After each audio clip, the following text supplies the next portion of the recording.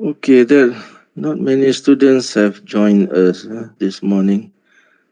I can see one Abdul Rahman, Aiman, Faisal, Hazri, Muhammad Adlan, Muhammad Aiman, Haziq Fikri, Fatin Nur Huda, Nur Aisha, Sam Wong, Yep, Shin Chin. Yeah. Okay, so uh, maybe others will join us later. Yeah. For your information, I have already finished marking your test one. I have uploaded the solution yesterday as well as your marks. So I, I did not, as I mentioned before, I printed your test one and I marked them on the hard copies. Yeah, and then so I will not return the. So I did not mark your test one, the soft copies of your test one. So I mark them on the hard copies, and then I I um, I uploaded your marks in the e-learning, yeah, and I've given you the marks for each question. Yeah? What marks you get for each question? Yeah, there are 6 questions, and I've given you the marks for each question. So in case you haven't noticed it yet, please go to the e-learning to check your test one.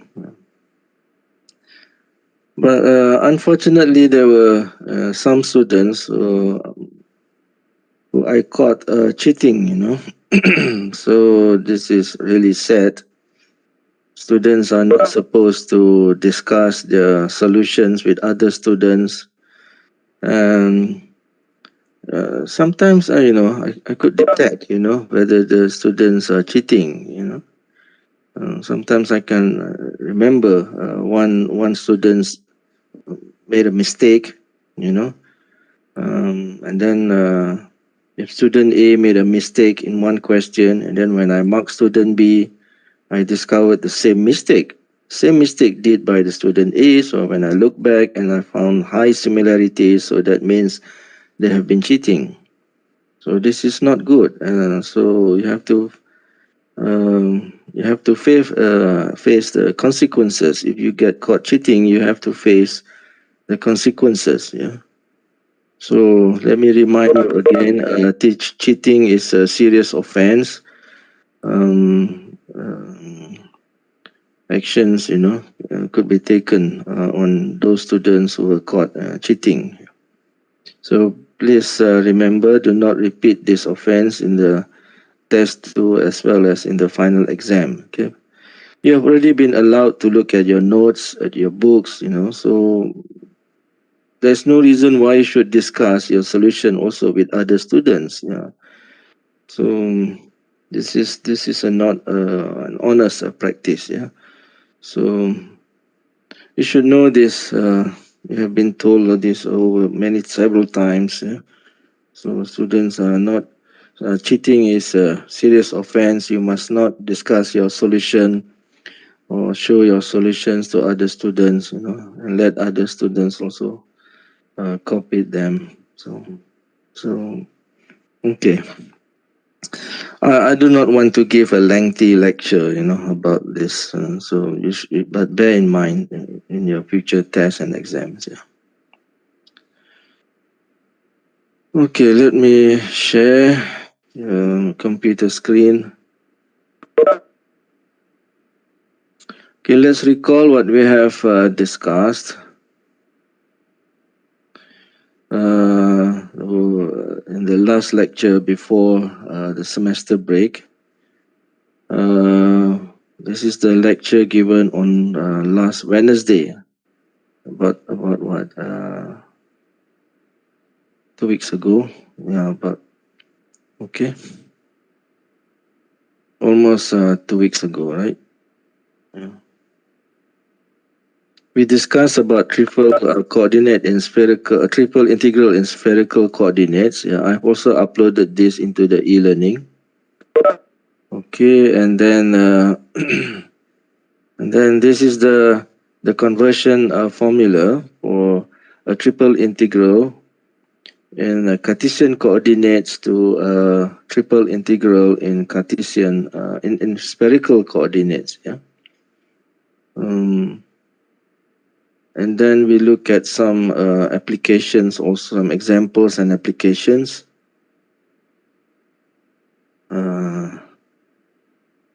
Yeah, applications of triple integrals in calculating mass of a solid 3D object. We are given a density function delta here. Okay, this is the formula to calculate the mass using triple integral with a known density function. And they have three types of moments here. Moments about the YZ plane, XZ plane, XY plane. Then we have this formula for calculating the center of gravity. And if the density is constant, then the center of gravity is also known as a centroid or a constant density function. Then the center of gravity, this formula here, reduces to the one shown below here. As you can see in this formula, there is no density function involved. They cancel out. Yeah. No, even though it is a constant, so the constant also here cancel out. And then we have also the moments of three moments of inertia about the x-axis, y-axis, z-axis. Yeah. And I've shown you examples also for evaluations of triple integrals and its applications in involving the spherical coordinates. Yeah, I've uploaded all this in fact yesterday into the e-learning. Yeah. Have any question regarding our previous lecture, on our last lecture on spherical coordinates? Do you have any question? No, doctor. Okay. I think I want to discuss few more examples of triple integrals on say past year's questions.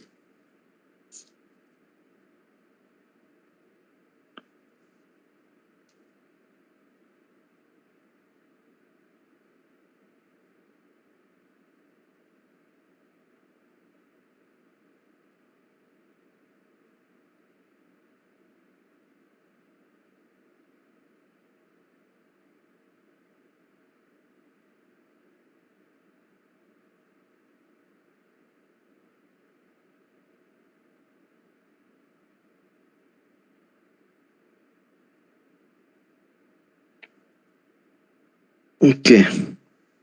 And then let me give you a couple of more examples. And then after that, we move on to this new topic on this vector valued functions here. Okay. According to our lecture plan, we should start discussing vector valued functions this week. But before that, let me give a couple, few more examples related to applications of triple integral. Yeah.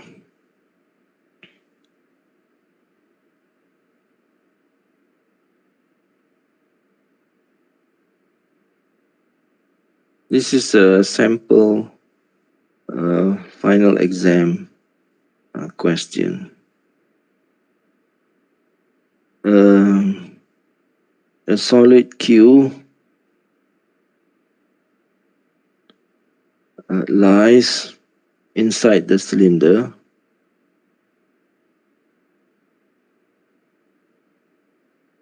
inside the cylinder x squared plus y squared equal to 9.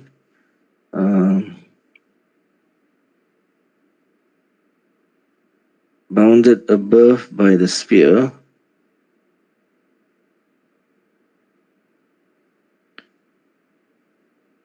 with equation x squared plus y squared plus z squared equal to 36, and bounded below by the xy plane. Okay, use triple integral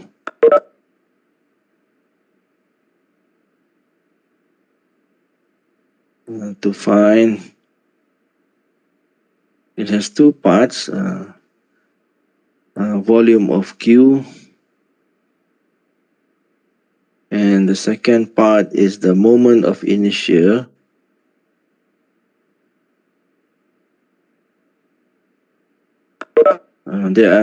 There are three moments of inertia, but this question asks particularly the moment inertia Isaac. Yeah, if the density of Q is equal to 2Z. Okay. Okay. Let's solve this question. First, what is the first step usually?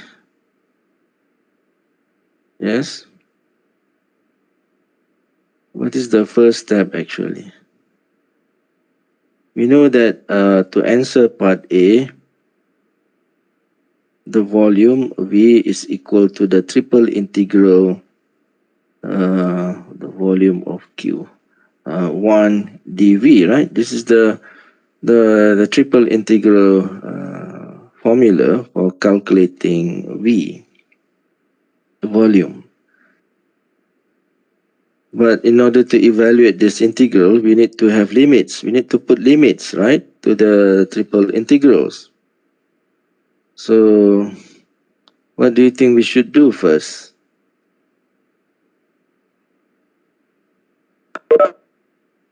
Anybody?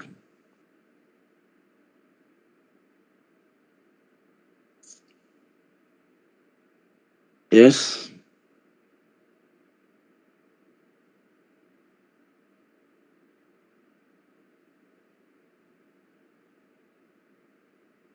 Are you here with me? Make a sketch, right? Sketch diagram. Yes. It's always this. Always in the previous examples also, I always made sketches, right? If you look at our previous notes, see, we always make sketches of the object. Yeah, see, in this example, we made sketches. In this one also, we make a sketch, right? In this example also, we make a sketch. So always we need to do a sketch, yeah, of the object involved.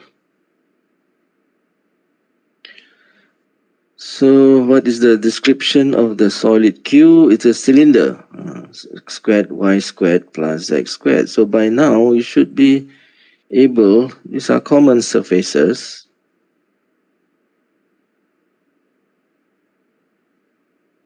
Cylinder is a common surface. You see it is independent of z, right? You see here? Yeah, it is independent of z. This is a circle on the xy plane. This is a circle of centered at 0 of radius 3, isn't it? This is a circle of radius 3. So let's make a sketch of a circle on the xy plane of radius 3.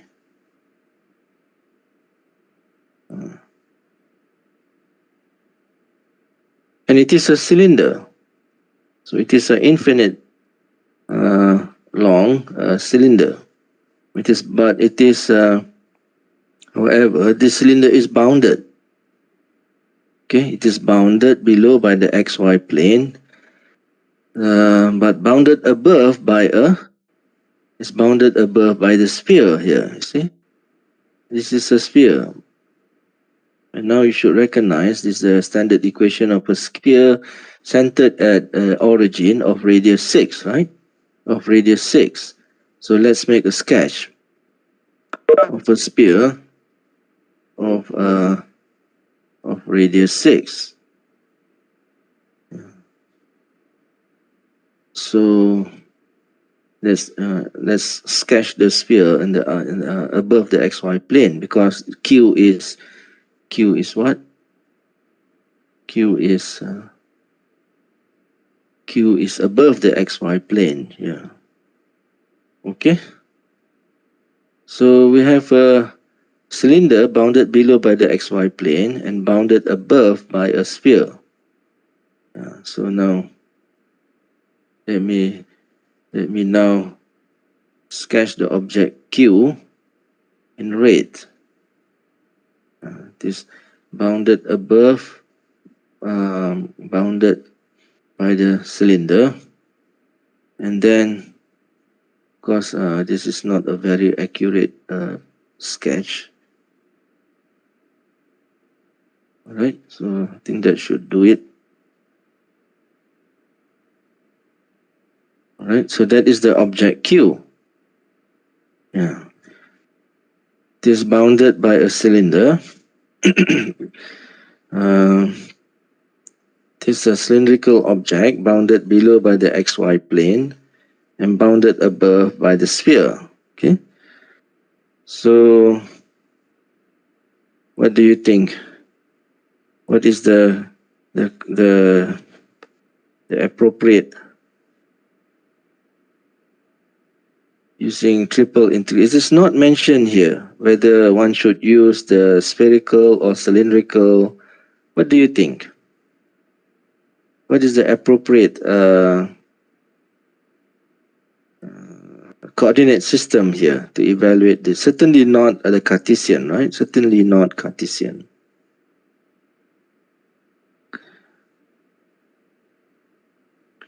We do know that for Q, Z is bounded below by 0, right? Z is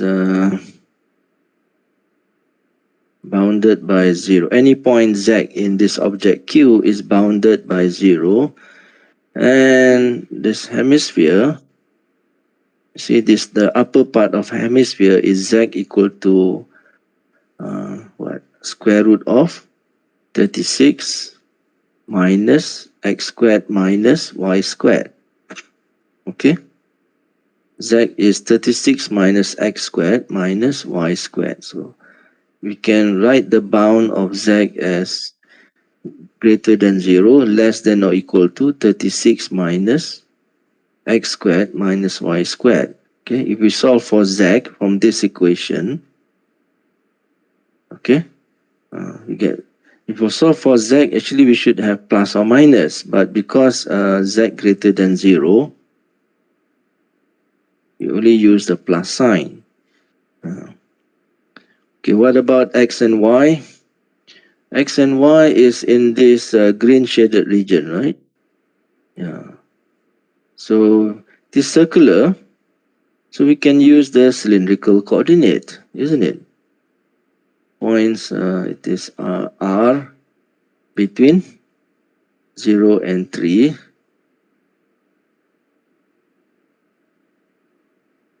And it is the green shaded region is a full disk. So it's 0 up to 2 pi. Okay. So now you can see that the cylindrical coordinate is appropriate. Okay. So we have, and this is equal to 36 minus r squared in cylindrical coordinate, isn't it? Because x squared plus y squared is always r squared.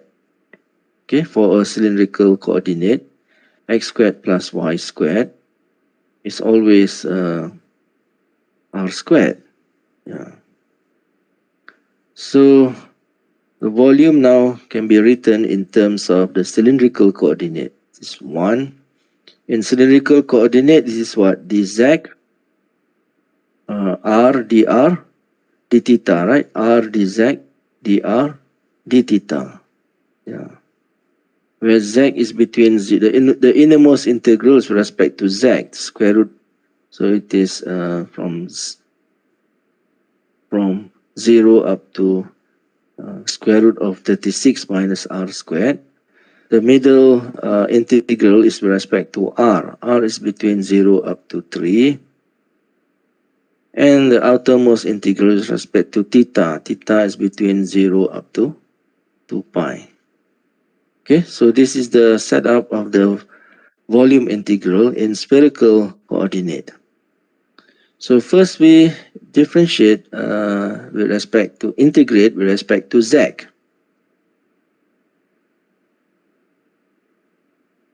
We integrate with respect to z. So the integrand is r. 1 times r is r. Integrate that with respect to z, we get rz. And z is between 0 up to square root of 36 minus r squared.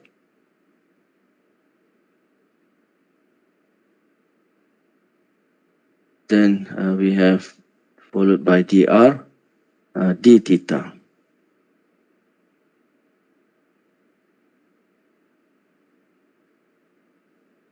Okay, now let's do the substitution. We have substituting the limits. We have r times square root of 36 minus r squared, dr d theta. Okay. Yeah. So the limits are numbers, and the integrand is can think of that as a function of r times a function of theta. So we can write this as a product of two integrals, one with respect to theta and the other with respect to r.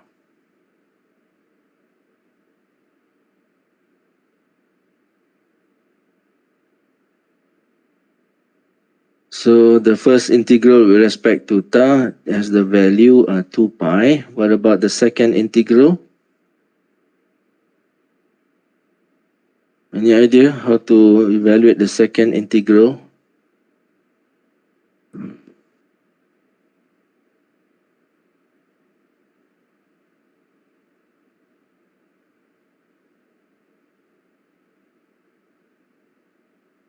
Yes?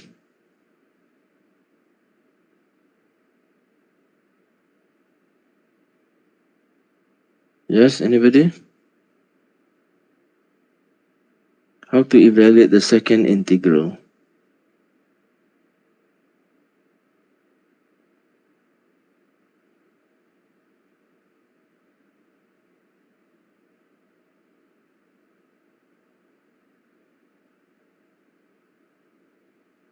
Why are you guys so quiet after the semester break? No idea, sir. No idea? Yeah. So, yeah, if you have no idea, say it. Okay. Okay?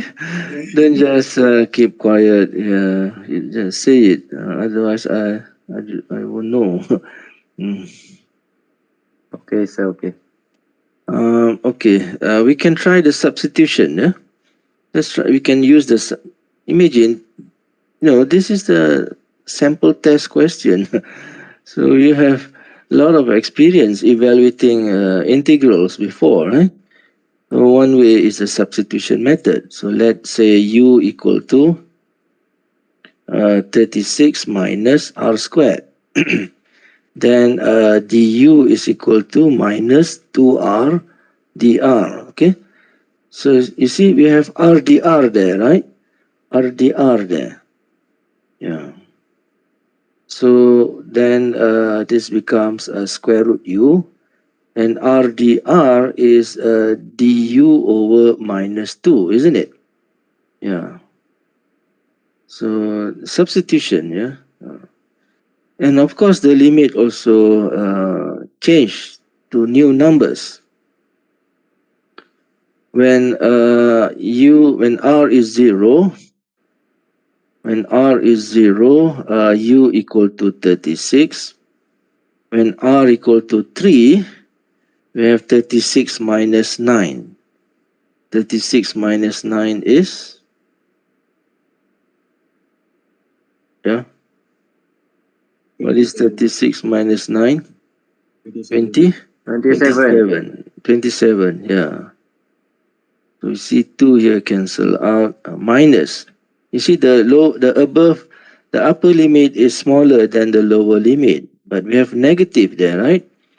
So now I can, with the presence of negative, I can interchange the upper and the lower limit. 27 up to 36. And square root u is u to the power of 1/2. Okay? So, and this is, now one can integrate this easily. It is u to the power of 3 over 2 divided by 3 over 2. U is from 27 up to 26. Okay, then we simplify this. We have 2/3 pi. No, 2 pi over 3.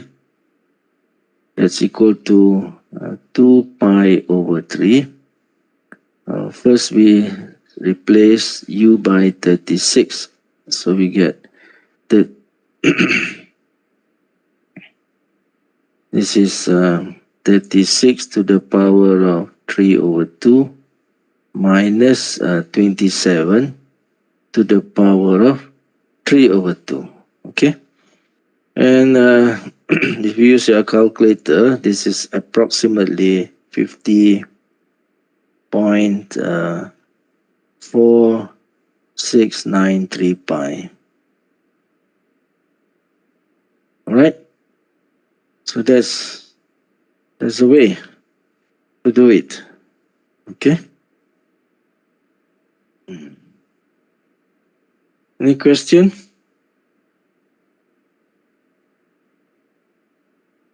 So that's the first part. Now let's deal with the second part, the part B, the moment of inertia. So recall this formula for the moment of inertia, this one here, Isaac. Okay? We want to use this formula here.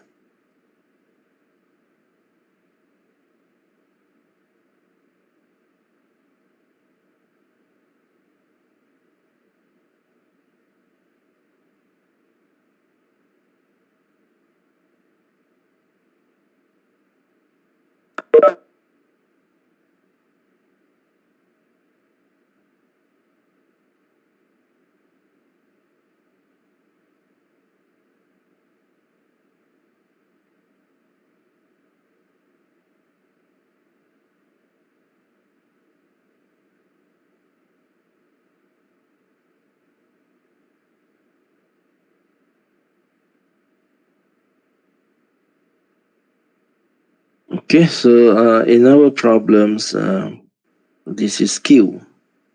So again, we use the spherical the cylindrical coordinate, okay, using the same limit as before. And we know that x squared plus y squared is r squared in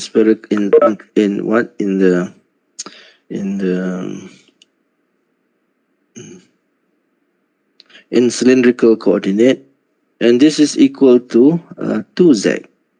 Yeah, this is equal to 2z, and z is between 0. From our previous calculation, z is between 0 up to 36 minus r square root of 36 minus r squared.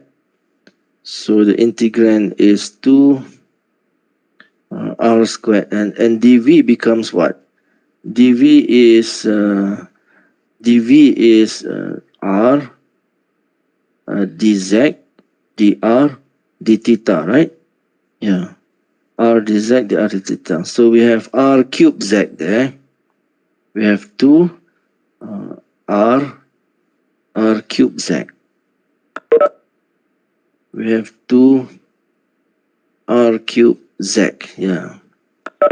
The 2 r cube z dz dr d theta.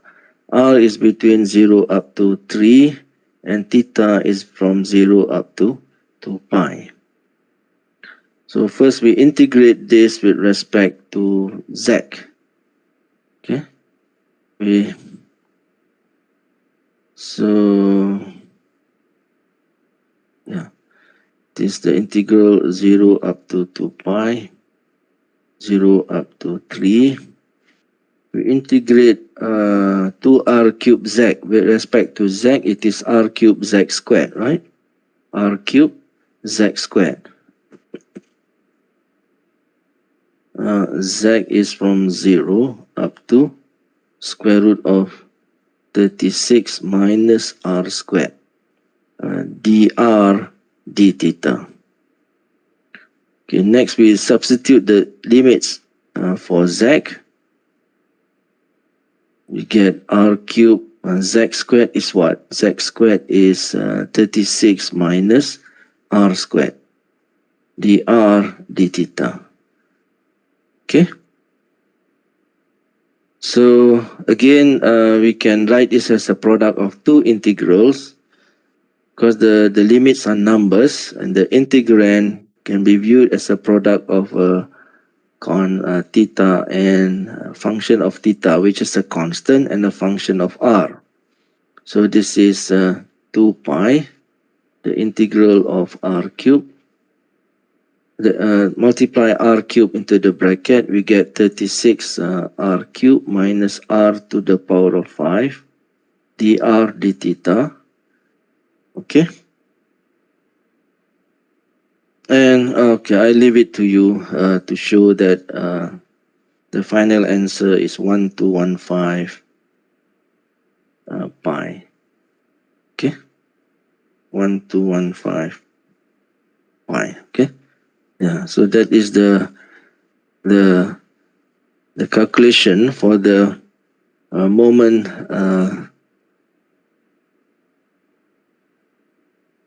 Isaac, moment of inertia Isaac. Okay. Any question?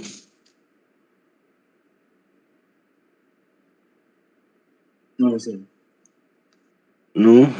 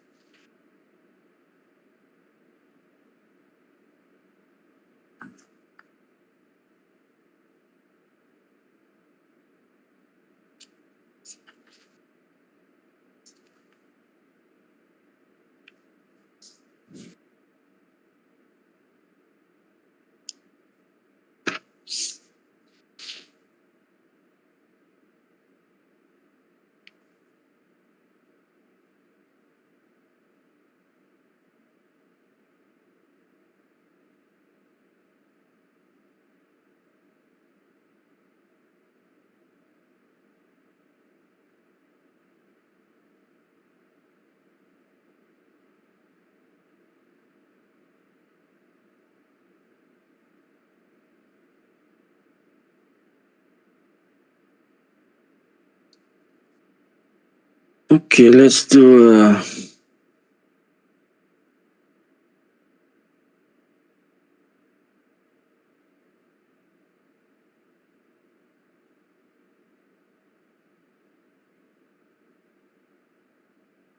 bounded by the cone Z. Evaluate. Bounded up. We have solved this example previously.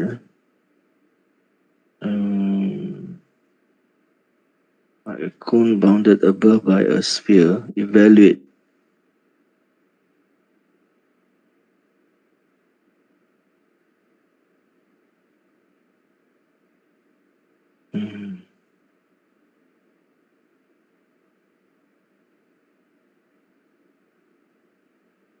Okay, let's do another example.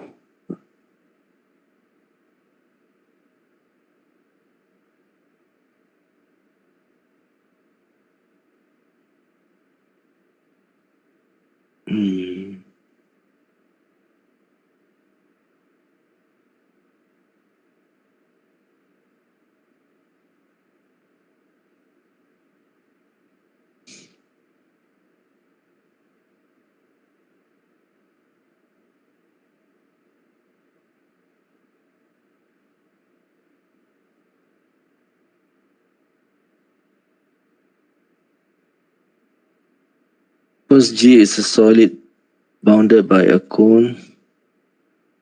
I want to copy this question.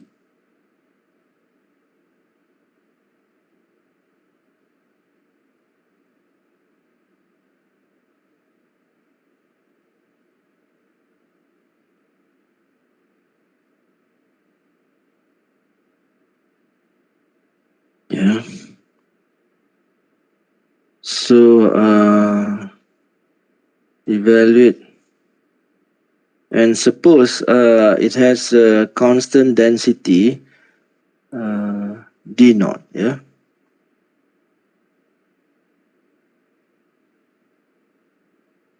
And suppose G has a constant density delta x, y, z equal to say p, yeah? Some constant p here. Find the moment of inertia. Find the moment of inertia of G about its axis of symmetry.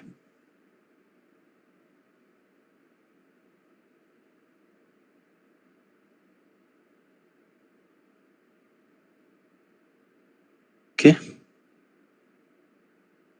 So we have the same picture as before. We have the same picture as before here, the same sketch. We have the same here in the spherical coordinate.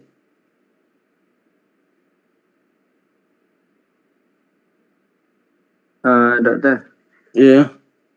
Sorry for interrupt, but someone cannot join the class. Why? No, dia want to join the class, but cannot insert the meeting. Cannot join the meeting. It is open.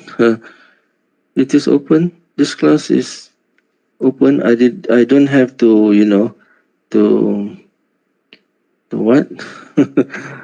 And students can join this freely, I don't have to, what do you call it? Oh, I understand. Yeah. Maybe the student has to try again. Okay, I will inform him.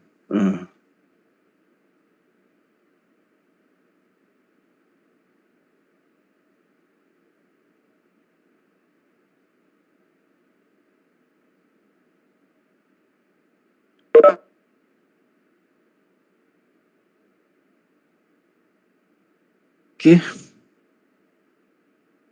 So we want to find the moment of inertia. So again, we use that formula, this formula here. So it must be with respect to z, right?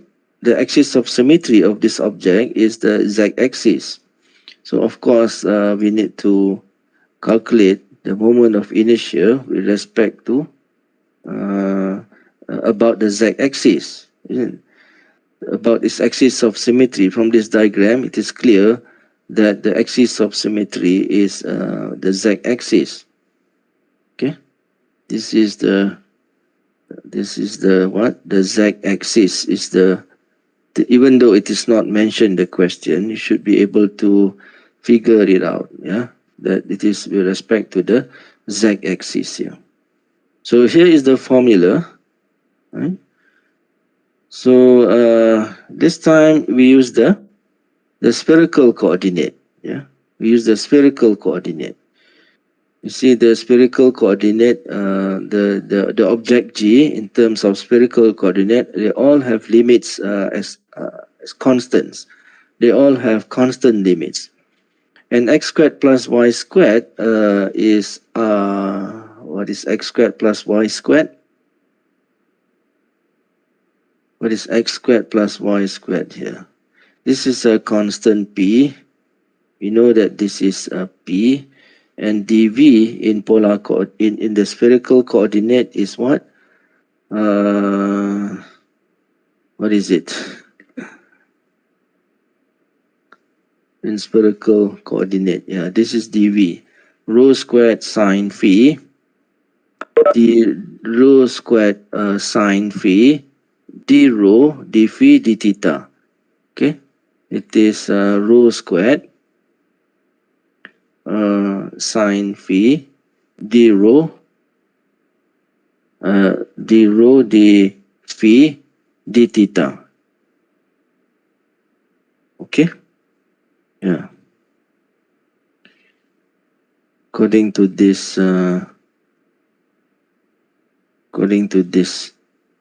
conversion formula here, rho squared sine phi d rho d phi d theta.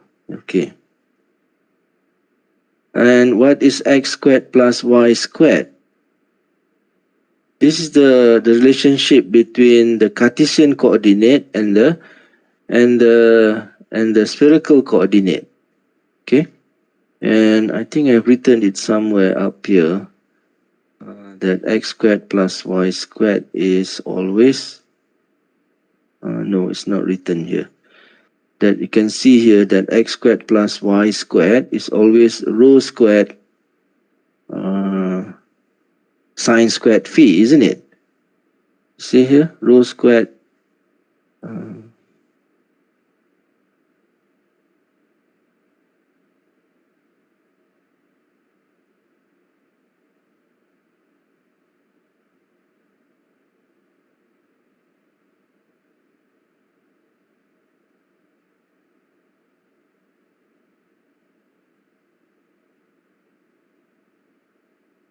okay, so this is the relationship. So what is x squared plus y squared? Because we have x squared plus y squared in the integrand, we want to express this in terms of spherical coordinate. So you can see x squared is rho squared cosine squared theta sine squared phi, y squared is rho squared sine squared theta sine squared phi. So we have a common factor here, right? Rho squared sine squared phi, they are a common factor. So I can factor out rho squared sine squared phi. Inside this bracket is cosine squared theta plus sine squared theta, which is equal to 1. So x squared plus y squared is the same as rho squared sine squared phi. Okay, so substituting all this into the formula Isaac, rho x squared plus y squared is rho squared sine squared phi. You have a constant p there, and dv is rho squared sine phi d rho d phi d theta. And the limits, the inner limits respect to rho, which is 0 up to square root 8. The middle integral is respect to phi. Phi is between 0 up to pi over 4. The outermost limit is with respect to theta. Theta is from 0 up to 2 pi. Okay. We can pull out the constant p. We have rho squared. Again, we can write this as a product of three integrals, right?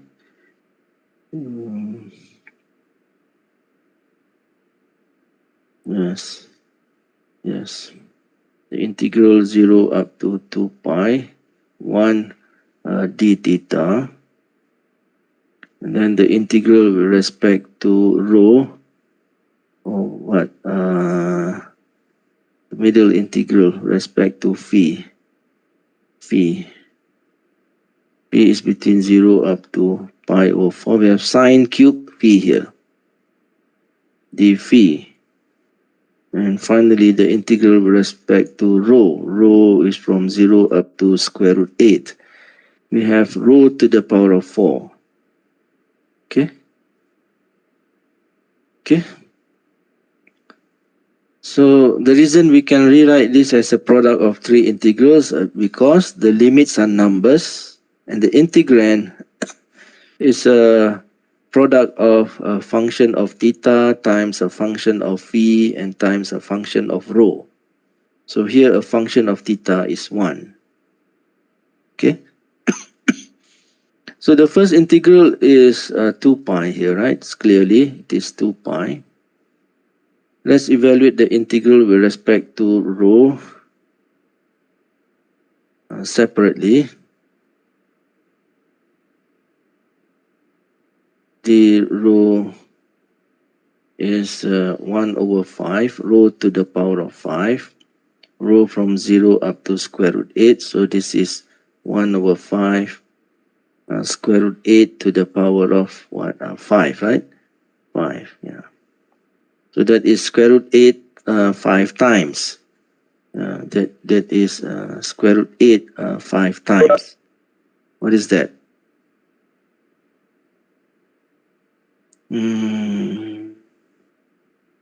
It is square root 8, square root 8, square root 8, square root 8, square root 8. This is 8.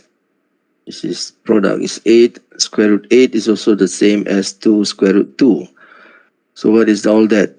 We have 64 times 2 is 128 over 5 square root 2. Okay, let's leave the answer in that form the moment.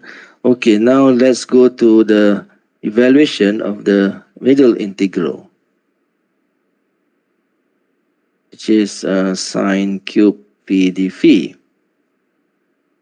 Okay, what is this integral? Anybody?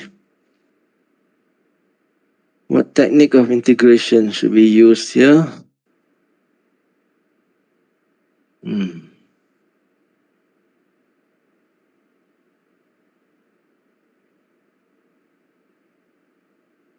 I've seen some final exam questions, involve evaluation of such integral here, sine cube phi.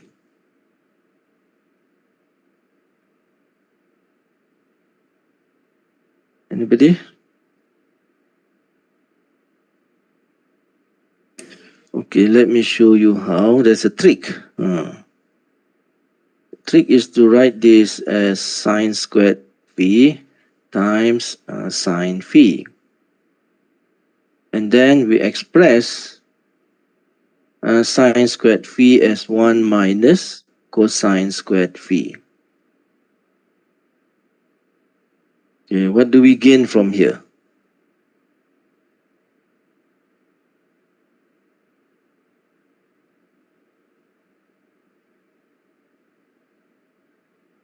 Now we can use a substitution, isn't it?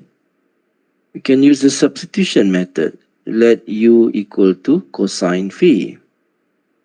And therefore, du is minus sine phi d phi. And we have sine phi d phi there outside the bracket.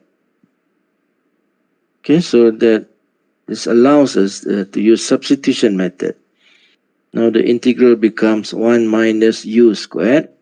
And sine phi d phi is minus du. Minus du.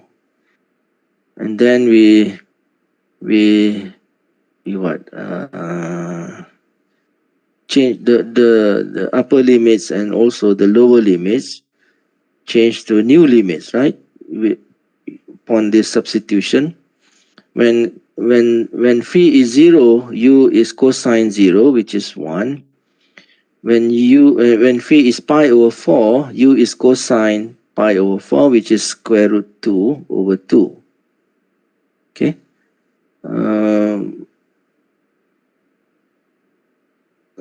Okay, so we have minus. Because of the minus sign, we can interchange the upper and the lower limit. So let's put square root 2 over 2 downstairs and 1 here as the upper limit.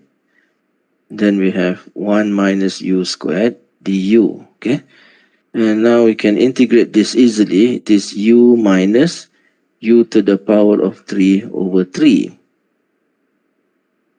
Yeah. So when u equal to 1, it is 0, right? When u is equal to 1, no, not 0. It is what? 1 minus 1/3.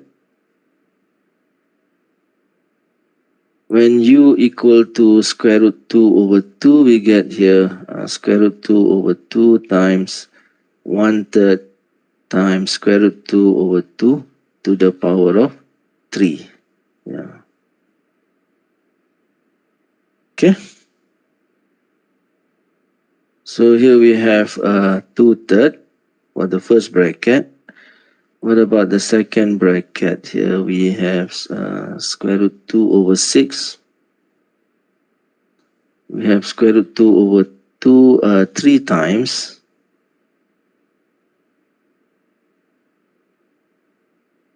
Okay, so what is all this? We have this is equal to 2, and this is also equal to 2, so it cancel out with the 2 downstairs. So that leaves what? 2/3 minus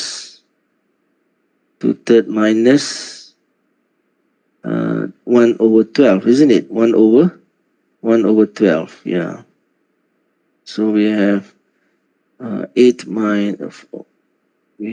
minus 1, which is 7 over 12. Okay, 7 over 12. Yeah. So now summarizing, we have Iz equal to 2 pi. Okay, we have p times 2 pi. Don't forget p. Then we have the middle integral is 7 over 12.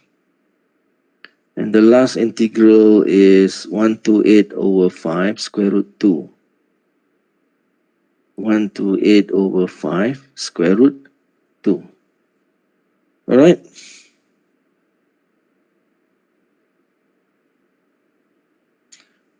Okay, I leave it to you to simplify this calculation. Any question?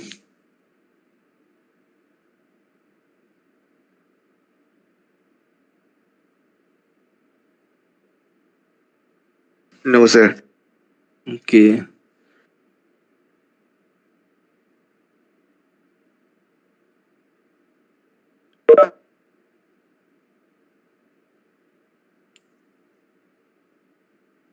Okay. I think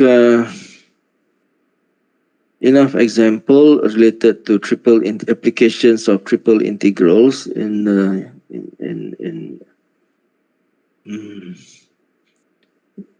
Yeah, in some cases we need to use the cylindrical coordinate, and in some cases we need to use the spherical coordinate, yeah, depending on the given object.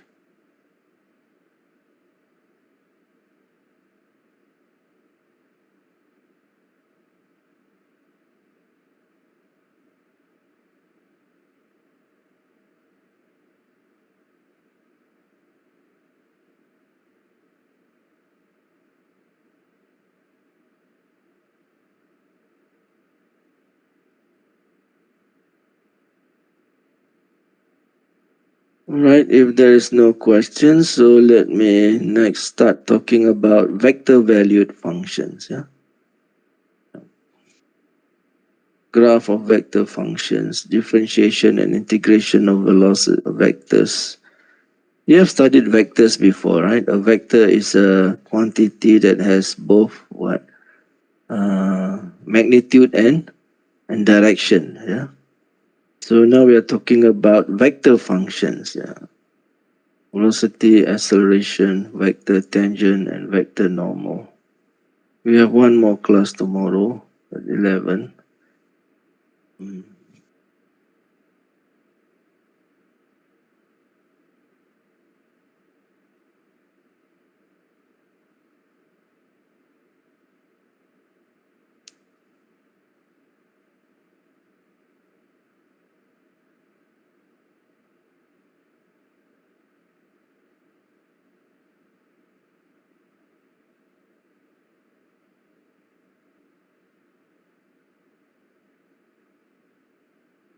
Okay, I will continue.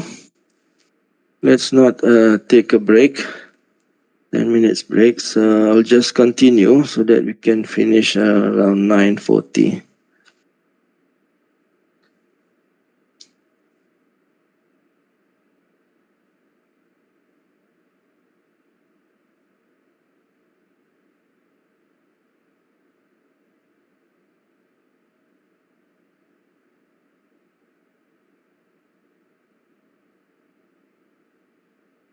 Okay, previously we have a look at the real valued function, right?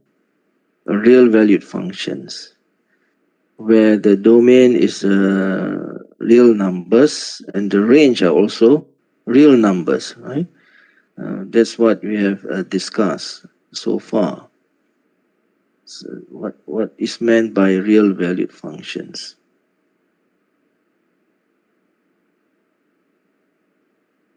We call the real valued functions. Okay, some examples are say y equal to this in general. This is x is a real number, and y also takes values from the real number. Yeah. So and also we have w equal to fxy. This is also a real valued functions because all x, y, z are belong to the set of real numbers. Yeah. See, so x is a domain, and y we have range and domain, right? Yeah, we have range and domain. Okay. We have this concept of domain and then range. When we're talking about function, we always have these two concepts. Don't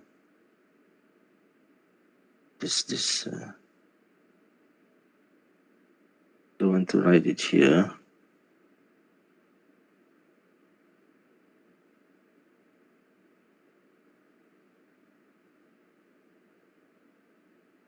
This is the real valued functions, domain, and its range. Okay, so for a real valued function, the domain is real numbers. The range is also real numbers. Yeah. However, for the vector valued functions, The domain is a real number. Okay, the domains are real numbers. However, the range are vectors. That's the difference. The range is a vector.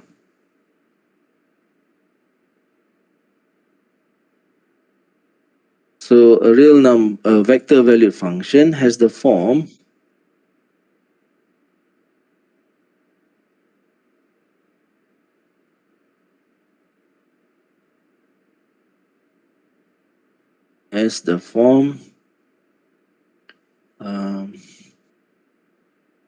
written as RT, equal to say f of t times a vector I plus g of t times a vector j. Okay, all of you know what vectors I and j means, right? They are the unit vectors.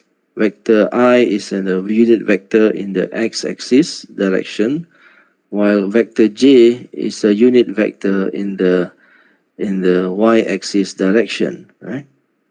Yeah. So this is for 2D. See, t here is a real number. The domain is a real number t, and the image, see, they are vectors fti plus a function gt times a vector j. Yeah, and this is for this is a two-dimensional vector valued function. You can also extend this to the three-dimensional fti plus gtj plus htk. Okay, this is a three-dimensional vector valued function here. Now we have the vector k. The vector k is a unit vector in the positive z direction, z-axis direction. Okay, you have studied vectors before, right? So there's no need for me to explain details of vectors. You have studied that. But now, this is what we were going to study now. It's a new type of function called the vector valued functions. Okay, so vector valued functions. Yeah. So here the parameters, the parameter or the independent variable here is t. Yeah, is t. So in applications, normally t represents time. So vector valued functions are useful, to represent a motion of an object in space, in three-dimensional space or two-dimensional space. So, but we are going to focus mainly on 3D vector valued functions. Yeah.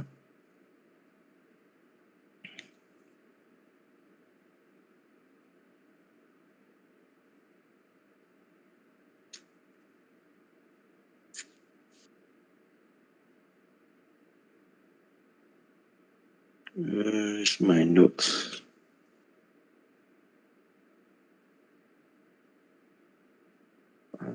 Where has it gone?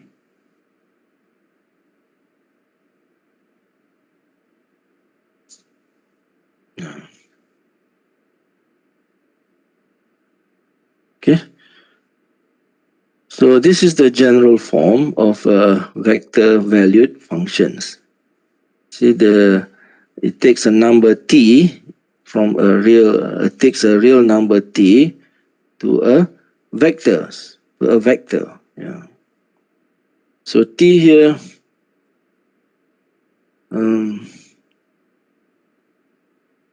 here is the independent variable.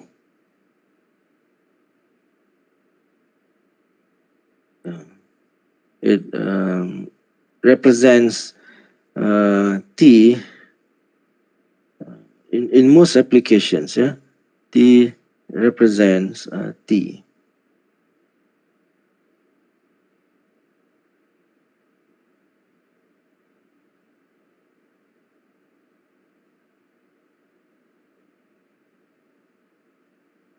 Sometimes we see object moved in space, right? And it varies, the position of the object varies from time to time. Yeah. So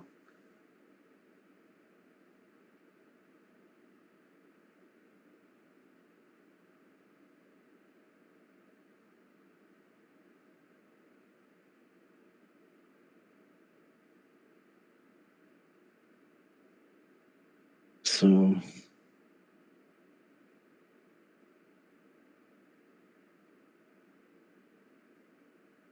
suppose we have a vector valued function in 3D. So maybe maybe there's an object, that moves in a certain path, in a certain path in this, say, direction here. So this is suppose it's the path of an object, motion of an object in 3D space here. So so we have there's a vector here. Okay, there's a vector here represents RT. It represents RT. See, RT equal to f of ti plus g of tj plus h of tk, something like that. Okay, yeah. As suppose this is at a point where when t is take a certain value. Suppose this is the vector in blue there. Okay, so there's a point there, right? There's a point there, P. We can think of the point with the coordinate with coordinate xt equal to f of t, and the coordinate yt equal to g of t, and the coordinate z of t equal to h of t. Okay, so at a certain point, certain time t, we have a vector rt there, right? It's a vector, so it's a point. It's a point of position on that rate curve.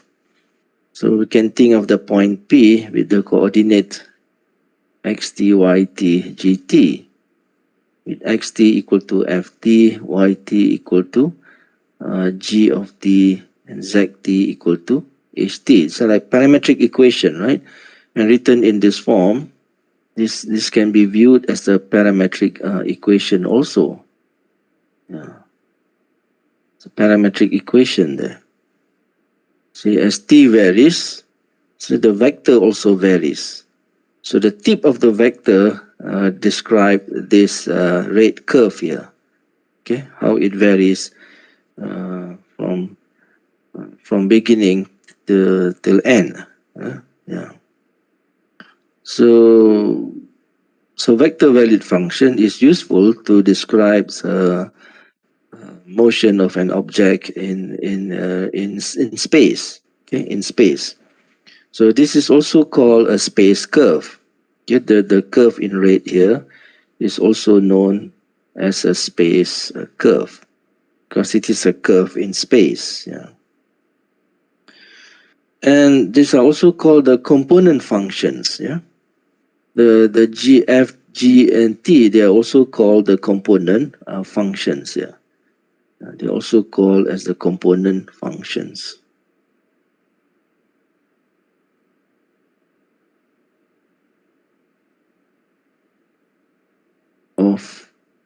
of RT. Yeah. So we can think of RT also being a position, as a position vector.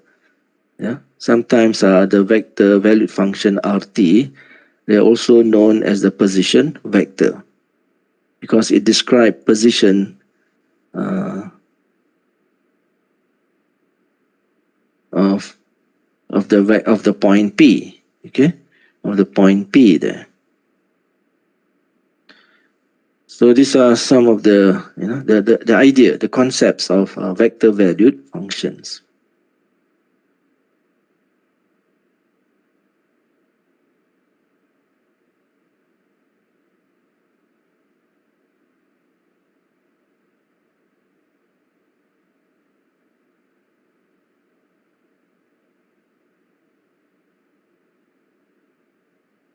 The space curve C. Yeah.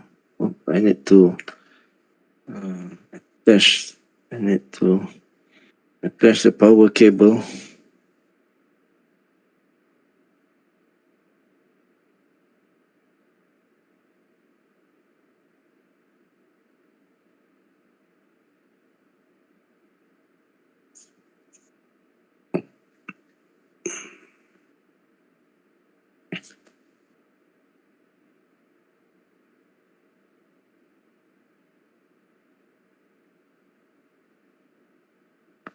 Okay, let's look at some examples of vector valued functions.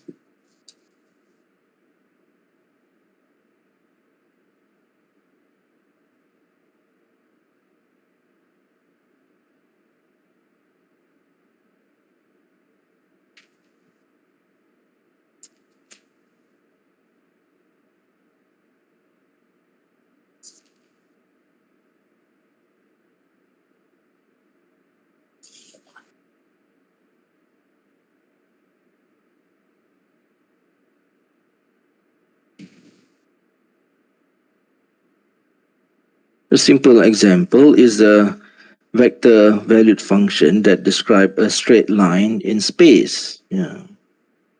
Okay, there is an equation. The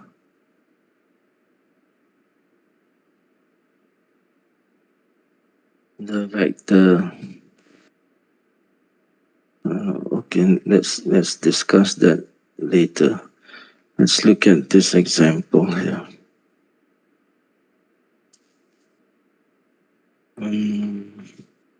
Suppose we have this function ft equal to 2 plus 3 ti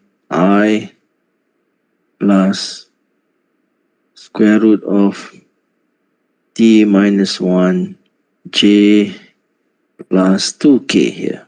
Okay, so this is an example of a vector valued function. Okay, which is represented by the symbol f. So I put an arrow there to represent a vector, right? In some books, they use the bold font to represent vector, but here, of course, it's difficult for me to use bold font, so we use the arrow to represent a vector function. Sometimes it is called vector function also. Okay, for short, a vector valued function. Sorry, there's a D here. Okay, or sometimes also referred to as a vector functions.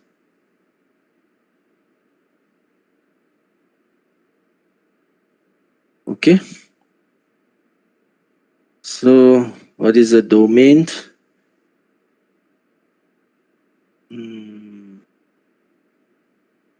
So if t equal to 1 means what? If I replace t equal to 1, we get a vector f1, which is what? When t equal to 1, this is 5i plus 0j plus 2k, right? So this is 5i plus 2k. Okay? What about, can t equal to 0? Can we take t equal to 0?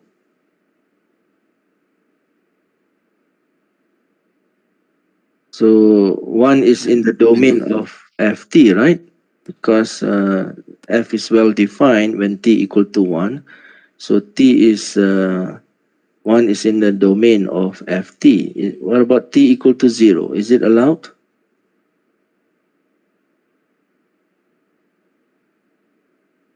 We would get square root of minus 1, isn't it? Yeah. Yeah, so t equal to 0 is not allowed, because then we get square root of minus 1 times j. Yeah, so t is 0 is not in the domain of f of the vector function ft. Okay, because if you substitute t equal to 0, we will get square root of minus 1j. Yeah, square root of minus 1 is not a real number. So we always, whenever we talk about vector valued function, it's always with respect to real domain. Yeah. So what are the components? The components of ft, they are using the previous notation. Ft is 2 plus 3t. G of t equal to the coefficient of j, which is t minus 1. And the component of h is just a constant 2. Okay. And clearly f has a domain, all the real numbers, right? The domain of f is the set of real numbers, isn't it? Yeah. It is equal to r. Clearly f is defined for all r. What about g? The domain of g is t greater than or equal to 1, isn't it? T such that t minus 1 is greater or equal to 0, so t is greater than or equal to 1.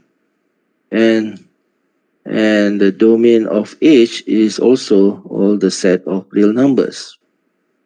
Okay, so what is the domain of f? The domain of f is the intersection. Okay, is the intersection of the domain of the component f with the domain of the component g and the domain of the intersection of h. So which is t greater than or equal to 1. The intersection is t greater than or equal to 1. Yeah. All right.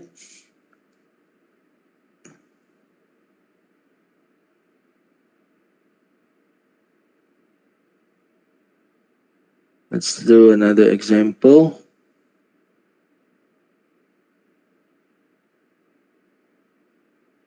Suppose determine the domain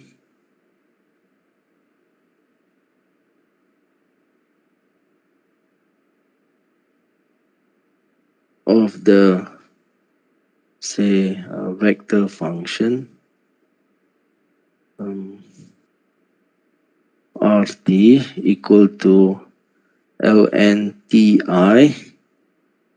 plus square root of 1 minus tj plus t cube k here.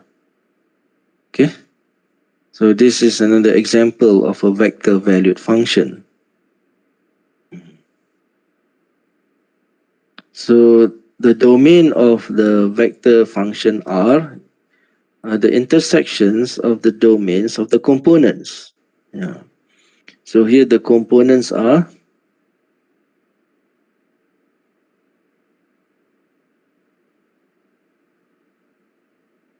the coefficients, right? ft equal to ln t, gt equal to square root of 1 minus t, and ht equal to t cube. Yeah. So what is the domain of f? ln t is defined only for t greater than or equal to 0, isn't it? It is defined only for t strictly greater than 0, right? And what about the domain of g? As we have discussed previously, this is we want 1 minus t greater than or equal to 0. That means t less than or equal to 1. Okay? Yeah. Why is that? Because we want 1 minus t to be greater than or equal to 0, which implies t less than or equal to 1. Yeah. And what about age? It is defined for all t, isn't it? It is defined. It is it is defined for all t. Yeah. So the domain of age is the whole real number.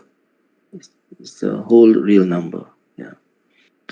So the domain of R are the intersections. Are the intersections of these three domains. What is the intersection?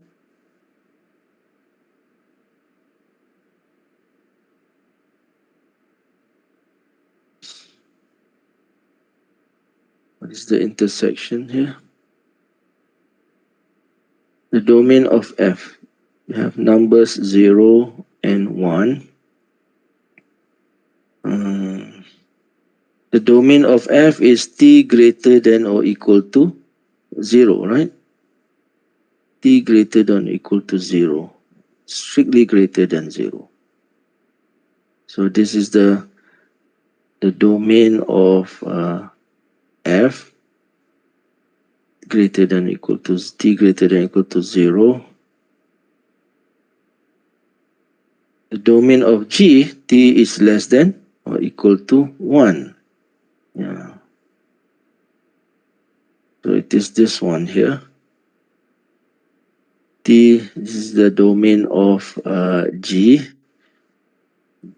is t less than or equal to 1. See, I use a dot, a circle with what? See the difference here? I use I use a circle which is not blackened there to denote t equal to 0 is not part of the set. Yeah. For the domain of G, I use a dark circle, a blackened circle there to denote that 1 is part of the set. And the domain of what? H. The domain of H is the entire real line, isn't it? The domain of H is the entire real line. So what is the intersection of these three lines? What is the intersection of these three lines?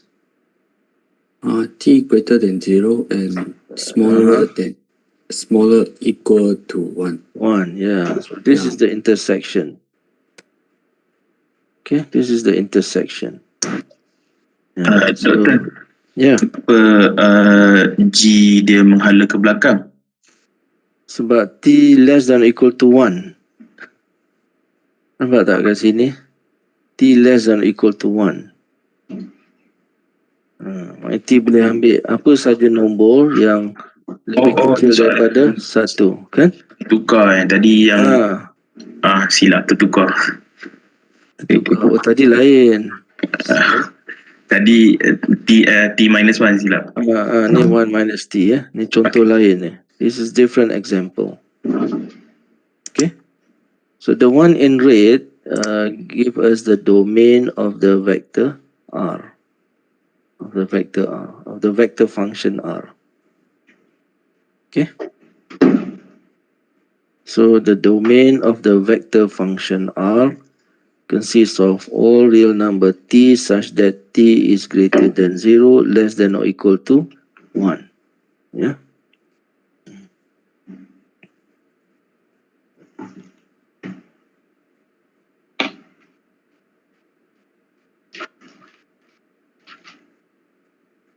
Okay. What about sketching? Now let's go to sketching of a vector graph. We know that the vector function describes a curve in space, right? Here is what I have already discussed. Given a vector function R, okay, as t varies, okay, R here the vector varies, okay, from time to time, and the tip of the vector R describe a curve, in space. Yeah. So to graph a vector valued function means to graph the space curve here. The space curve. Yeah. So there are questions, in the final exam about sketching vector valued functions. So you must learn how to sketch. Of course, for some very complicated vector valued functions, we have to use computers to help with the graphing. But let's look at the simple ones first. Yeah. For more challenging ones, we can use. I'll show you how to use Mathematica. Yes. Yes. Is somebody asking something?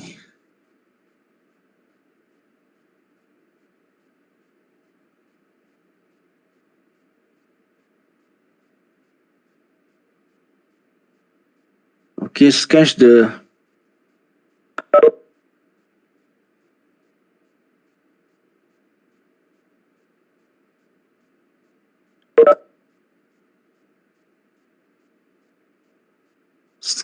vector function.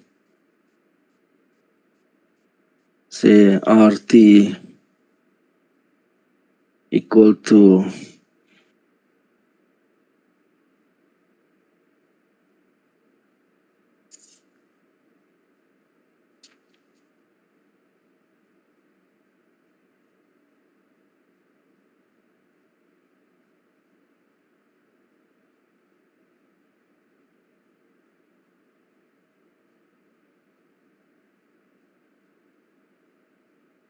my 3i plus say tj plus 2 minus t squared k here. Okay, want to make a sketch. This is a vector valued function. Now the domain is all real numbers, right? You can see here from the components that the domains here, they're all real numbers. Yeah. So the components here,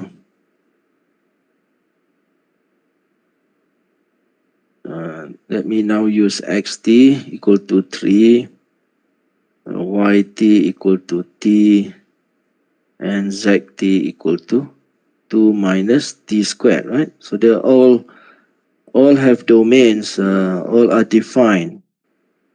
Okay, they are defined for all t here. They are defined for all t reals, here. So we can say that the domain of the vector valued function here is the set of real numbers here. Yeah.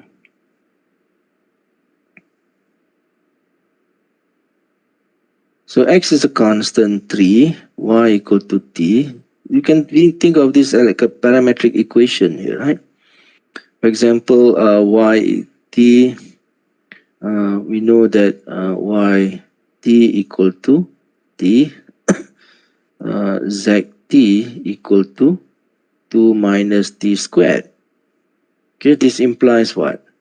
I can write this, I can eliminate t to write this as z equal to 2 minus y squared. Yeah. And x equal to 3. Okay, x equal to 3. So the graph is on the plane x equal to 3. We know that if I sketch this on a ZY plane, it is a parabolic curve, right? It is a parabolic curve. It is a parabolic curve here. Thing like this. That opens downward, right? So when y is 0, z equal to 2. When y and z is 0, it intersects at minus square root 2, square root 2. Okay? Yeah. but it is not on but the curve is not on the xy plane. It is on the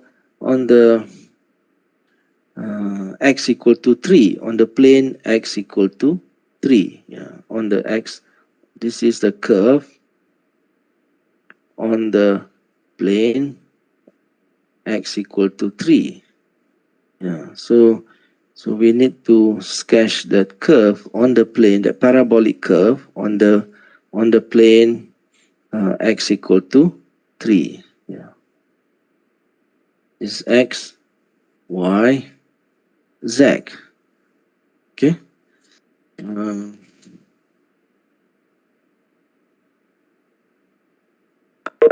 So here is the, say, suppose this is 3.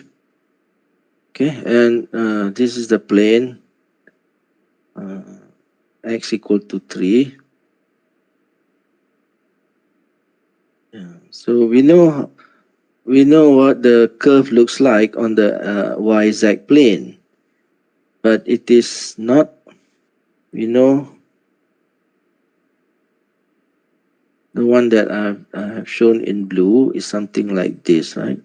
Something like this, yeah, on the yz plane. But we want to move that curve in the x direction 3 units. 3 units. So let's move this curve 3 units, yeah? 3 units. Yeah. So this is the one in blue. In green is the what? Is the graph of the vector valued function here. This one here. The one in green is the graph of the vector valued function RT. Yeah, it is 3I plus Tj plus 2 minus T squared K. Yeah, but in which direction? See, when T is 0, we normally the direction is indicate in increasing T, right? So when T is 0, it is 3I plus 0j plus 2k. So it is here. At the point t equal to 0, it is 302. 302 here. This is 2. Yeah. And what happens when t equal to 1?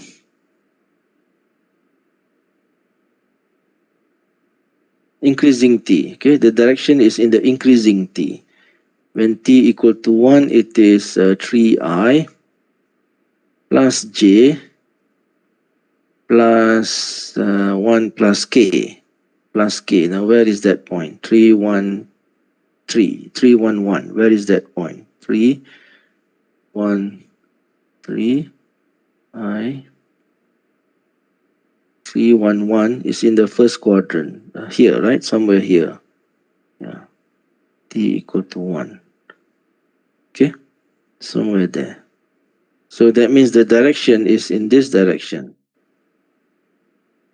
The arrow indicates the direction. All right? Any question?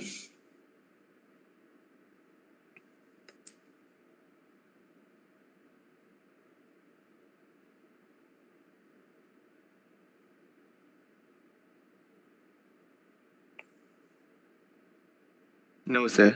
Here t may also take negative values, right? T here may also take negative values. Yeah. For example, when t equal to minus 1, then we get r minus 1, which is 3I minus j plus k. Yeah, plus k.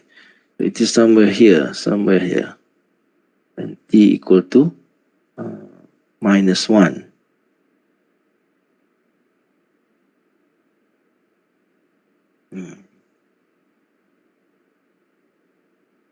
because now y is -1, which is behind the exact plane. Behind the exact plane, yeah, because y is negative there.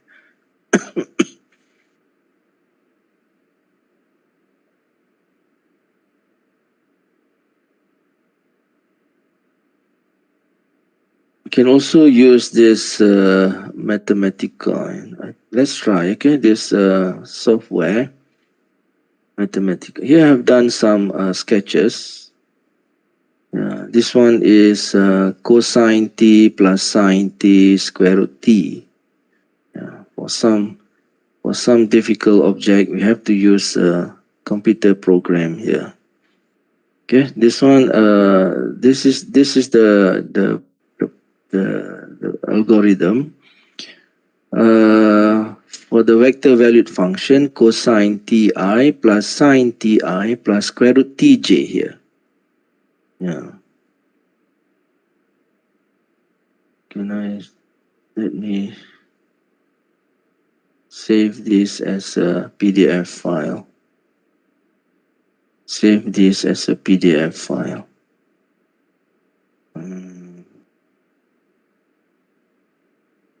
Where is it? Where is it? Where is the program? Kuliah.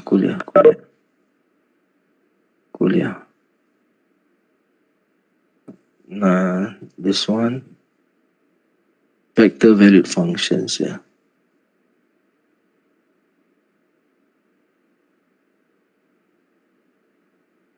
Let's call this program 1.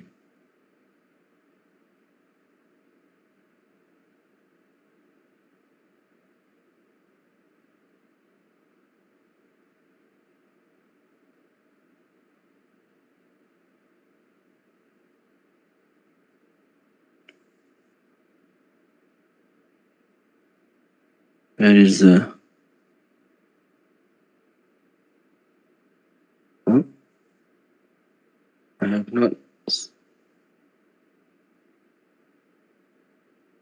not changed it to file, save as PDF. Oh, I need to choose PDF here, PDF. Yeah.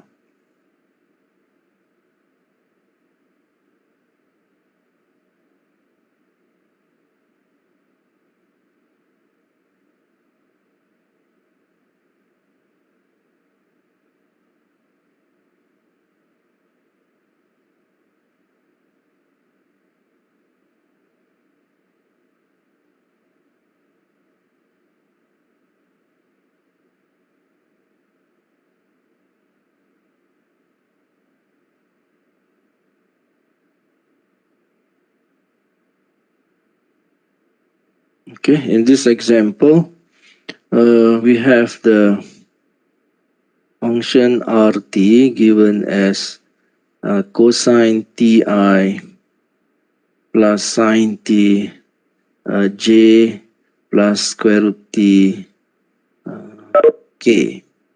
And here I have limited t from 0 up to 4. 0 up to 4 here as shown. So this is the path, okay?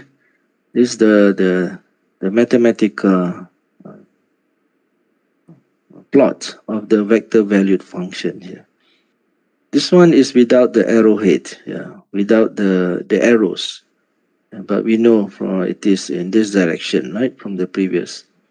Yeah. And in this example, this is the helix, yeah. In this example, we have RT equal to cosine. Why? What happened?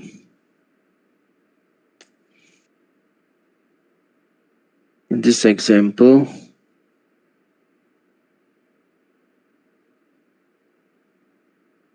what happened just now? We have the helix, yeah? The helix here in this example.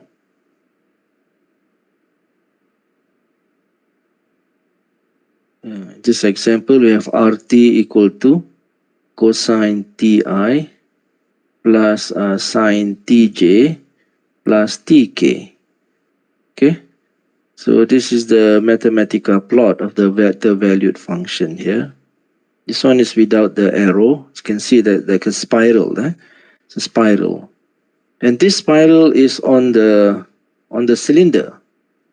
Yeah, you can see here xt equal to cosine t, yt equal to sine t. So here we have and cosine squared t plus sine squared t equal to 1. So x squared plus y squared equal to 1. So this spiral is on the surface of the cylinder. Is on the surface of the cylinder x squared plus y squared equal to 1. Yeah, so it is also known as the helix. Okay, it's also known as a helix. Yeah. So here is the helix again without the arrows. So here I have plotted the cylinder using Mathematica, and then I combine the spiral and the cylinder. Okay, then I have combined here, drawn the spiral on the cylinder. You can see here. Okay, let me delete this one and plot again. Okay, you can see now the spiral is on the cylinder here. The spiral here is sitting on the cylinder here.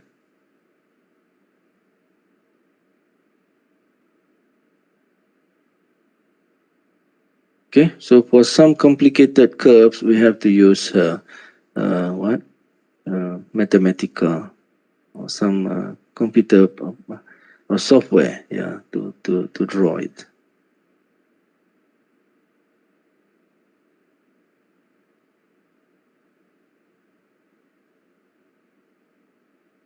Okay. Okay, I'll continue tomorrow. Enough for today. So let me now show you the attendance QR code for your attendance.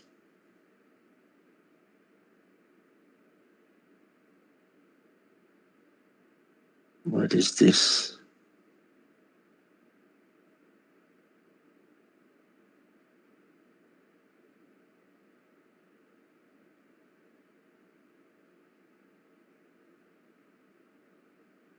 Okay, this is the QR code for attendance, so please scan.